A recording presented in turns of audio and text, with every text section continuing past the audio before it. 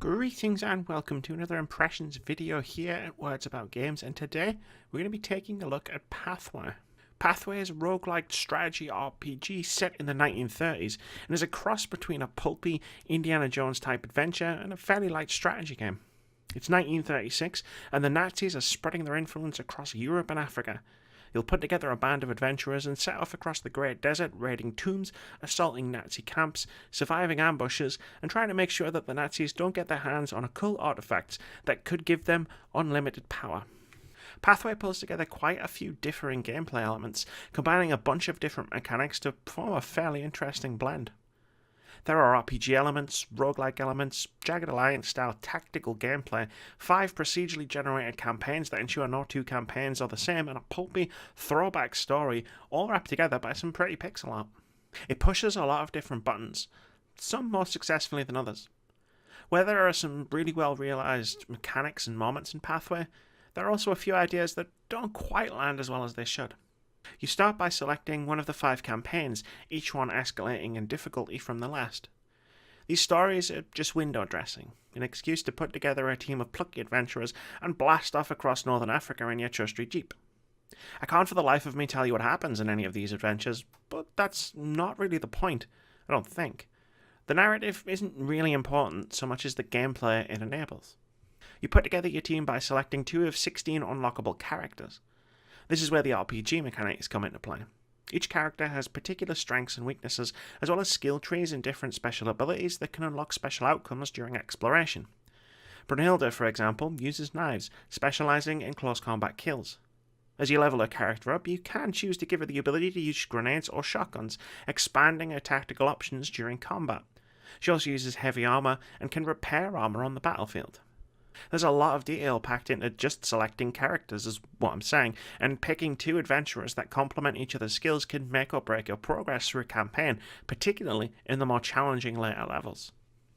Once you're out on the world map, you need to plot a path across it to reach your goal, finding things like enemy encounters, special events, traders, resting places, and more on your way.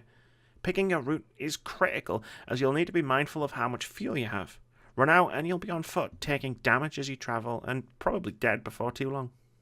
There's a heck of a lot going on in Pathway, so much so that the game can get in its own way. Managing fuel and ammo is a pain, and it's generally worth adjusting one of the many difficulty sliders before you start an adventure to give yourself little to worry about in that regard as you make your way to your objective. There's enough trying to kill you without simply losing the ability to shoot enemies or traverse the map. Exploration in general is fairly dull, to be honest. Most of the circles that you land on won't have any specific event tied to it. A lot of the rest will see you engaged in combat. Of the few that have special events, the chances are that you won't have the right character with you to help, so whatever you choose to do will probably yield a negative result. Plus, even with only 5 hours under my belt, I saw plenty of repeating events, all with the same choices and outcomes. Instead, the real meat of the game lies in its loop of turn-based tactical combat, gathering loot, and slowly leveling your characters up or unlocking new ones.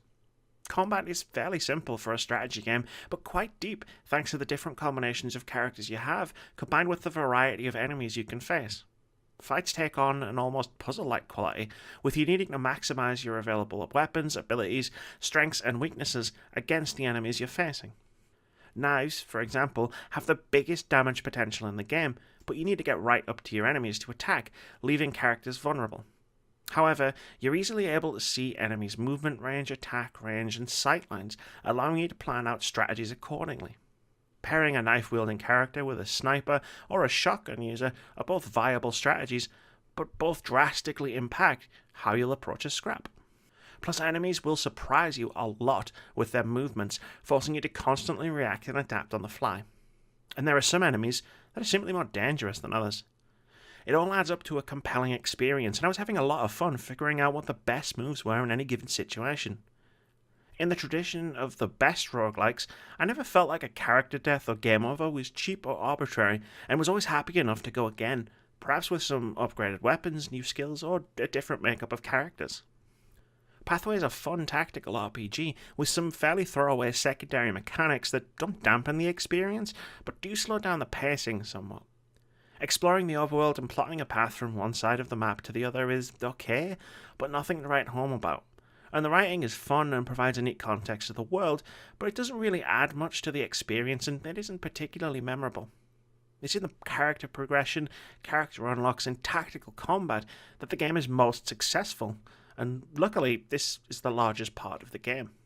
Thank you very much for watching this video. If you've enjoyed it, please leave us a comment, like, or subscribe to the channel if you haven't already. We've got tons of awesome videos coming every week, including review impressions, indie game of the week, debate-driven top 5 lists, video essays, and our weekly podcast where we discuss games, gaming culture, and the games industry. We also stream 3 times a week at twitch.tv/wordsaboutgames. But most importantly, have a fantastic day.